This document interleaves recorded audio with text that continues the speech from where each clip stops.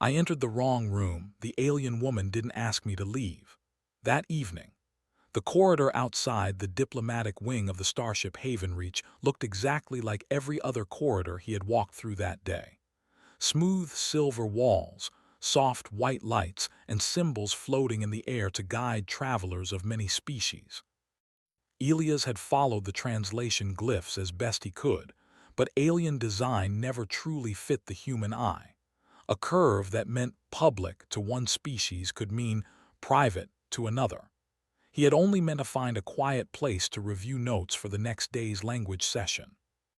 Instead, he found himself standing inside a wide circular chamber, warmer than the rest of the ship, with the lights dimmed to a gentle amber glow.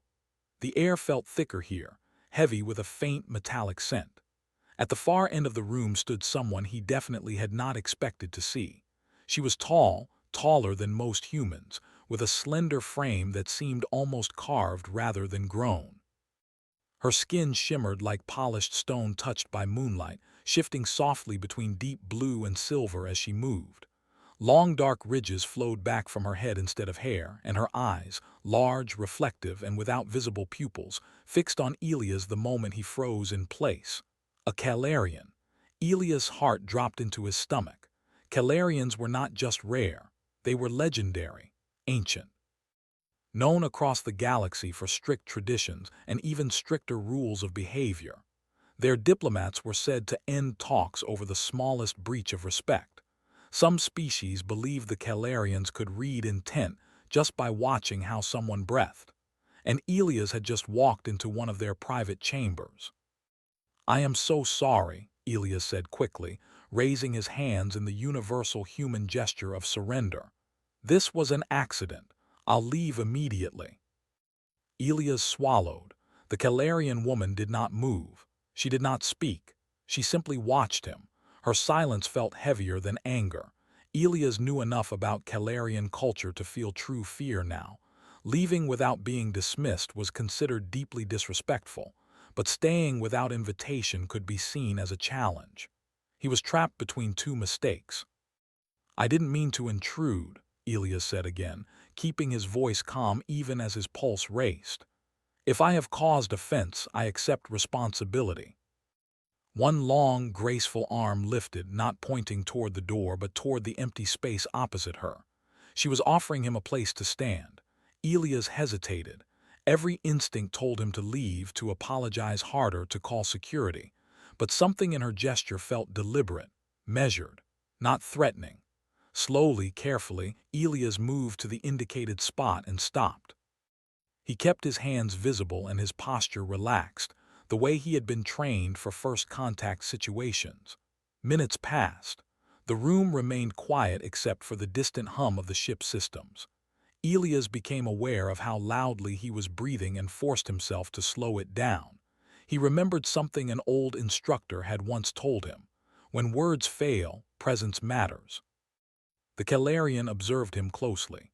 Her eyes traced the smallest movements, the tightening of his jaw, the way his shoulders rose and fell, the careful distance he maintained. She circled him once, her footsteps nearly silent against the smooth floor. Elias did not turn to follow her. He kept his gaze forward, showing trust without submission. Inside, his mind raced. Was this a test, a judgment? Had he already failed simply by existing here? At last, the Calarian stopped in front of him.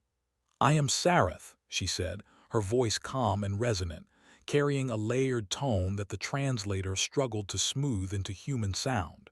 "You entered a chamber marked for solitude." That was my mistake. If Elias had not been trained to notice subtle cues, he might have missed it entirely. "Honesty," she said, "without defense." Measured how? Humans were known for impatience, emotional reactions, and poor impulse control. No one expected him to last long. Sareth sat gracefully on a low platform near the center. She gestured once more, this time clearly inviting Elias to sit as well. He did. They sat in silence. Time stretched. Elias' legs began to ache, but he did not move. He focused on keeping his thoughts steady. He thought of Earth, of crowded cities and quiet forests, of how humans had learned to live with constant uncertainty. He let that feeling settle into him. At last, Sareth spoke again. "Your species is loud," she said. Elias almost smiled. "That's fair. Sometimes we use silence for the same reason." The human had not broken protocol. He had not panicked. He had not tried to dominate or escape. He had stayed. And for the first time in a very long while, a Calarian envoy found herself curious about a species she had believed she already understood. The light in the chamber shifted slowly as the ship moved deeper into its evening cycle. What had once been a warm amber glow softened into something closer to twilight. The walls no longer reflected sharply, but absorbed light, making the space feel larger and quieter at the same time. Elias Rowan stayed seated where Sareth had indicated. He did not ask questions. He did not check the time display on his wrist. He knew, instinctively, that impatience would be noticed here. Sareth sat across from him, perfectly still. To an untrained eye, she might have looked like a statue, but Elias noticed the small changes, the slow shift of her breathing, the subtle movement of her fingers against the platform, the way her skin's shimmer changed with her thoughts. She was studying him. Elias had spent years learning alien languages, but this was different. This was not about words, this was about being seen. "You are calm," Sareth said at last. "I'm trying to be," Elias replied honestly. "That is not the same. We're still learning the difference." Even his silence felt intentional. One observer from an avian species shifted uneasily. He should have spoken more by now. "Tell me," Sareth said, "why did you not attempt to justify your error?" Most humans learn early that owning them matters more than avoiding blame. Sometimes the strongest thing we do is nothing at all. Those who entered uninvited revealed themselves through fear, aggression, or deception. We removed chaos. We removed uncertainty. Your cultures argue with themselves. "I think," he replied slowly, "we're afraid of a life that doesn't matter." And the question felt personal but not invasive. "Because," he said, "words shape how we see each other, and misunderstandings start wars faster than weapons. Sometimes that's enough. I can leave if you wish." As the lights dimmed further and the stars outside the chamber window slowly shifted, Elias understood something important. This was no longer about a mistake. It was about what humanity represented when no one was watching for strength, only for truth. And that night, in a quiet room meant to expose weakness, a human showed something the galaxy had long overlooked. The chamber had grown darker, not because the lights were failing, but because the ship had shifted into its deeper rest cycle. The walls now reflected only faint lines of starlight from a narrow viewing panel high above. The silence felt different than before. It was no longer just observation. It was expectation. Elias Rowan stood near the center of the room, his posture relaxed but alert. He had been standing for a long time now, but he did not feel tired. Something inside him had settled. The fear he felt when he first entered the room was gone, replaced by a quiet focus. Sareth faced him, her expression unreadable, her presence steady. She had not spoken for several long minutes, and Elias did not rush her. "You are aware," Sareth said at last, "that this encounter is no longer private. But if I change who I am because I'm being watched, then whatever they see won't be real." The feeds showed stable readings from the human, heart rate controlled, stress markers present but balanced, emotional responses aligned with speech. This was unusual, very unusual. One delegate from a crystalline species transmitted a private note. "He is not attempting to impress." A soft field activated around them, dulling outside interference, not blocking observation completely, but limiting influence. "This room," she said, "was designed long before your species discovered fire. I didn't volunteer for this. And it always has been. Tell me, Elias Rowan of Earth, when you realized you were trapped here, what did you fear most?" And now, the chamber displayed another image, this time of a vast council hall filled with many species. Some Elias recognized, Others he did not. "This is the assembly," Sareth said. "You sit on its edge, you speak, but you are not yet heard. Your species changes systems simply by entering them. Perfection is a stopping point. But do you accept them? That is the answer. Then why am I here?" She does. "We seek movement." Sareth turned to him one final time during that cycle. "You entered the wrong room," she said. "Yes," Elias agreed. "And yet," she continued, "you stayed. That," she said, "is why this test is no longer about you." It came quietly, like a shift in gravity that only those paying close attention could feel. Elias Rowan sensed it before he understood it. The chamber felt different, not warmer or brighter, but open in a way it had not been before. The silence was no longer testing him. It was waiting with him. Sareth stood near the far side of the room, her attention no longer fixed only on Elias. She seemed aware of many things at once, as if her thoughts were touching places beyond the walls. "The observers are no longer hidden," she said calmly. Elias glanced upward, toward the faint panel where starlight filtered in.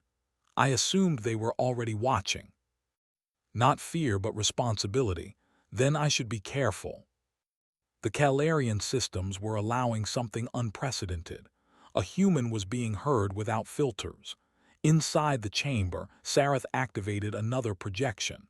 This one showed the Haven Reach itself, surrounded by dozens of other ships of different shapes and sizes. "This vessel carries more than diplomats," she said. "It carries assumptions. About us." Humanity's name appeared often, sometimes highlighted, sometimes marked with caution symbols. "You are seen as dangerous," Sareth said plainly. Elias did not argue. "We can be. When plans collapse, humans improvise. When certainty disappears, humans continue." Sareth considered him carefully. "Now the observers will ask questions, not of you alone, of themselves." When she spoke again, her voice carried a layered quality, resonating beyond the room. "The human representative has remained," she said. "The evaluation continues. Why did the human not retreat? Why did he not attempt dominance? Why did he accept uncertainty?" Sareth listened to them all, then she looked at Elias. "You may answer," she said. Elias felt every unseen eye turn toward him. His throat tightened, but he did not step back. "We didn't evolve in certainty," he said. "Our world never gave it to us. Storms, earthquakes, diseases, each other. We learned early that waiting for perfect conditions meant not surviving at all. Does that not lead to constant conflict? The human does not promise peace," she said to the observers. "He promises effort." Outside the chamber, systems updated. What had been labeled a test now carried a different designation: dialogue.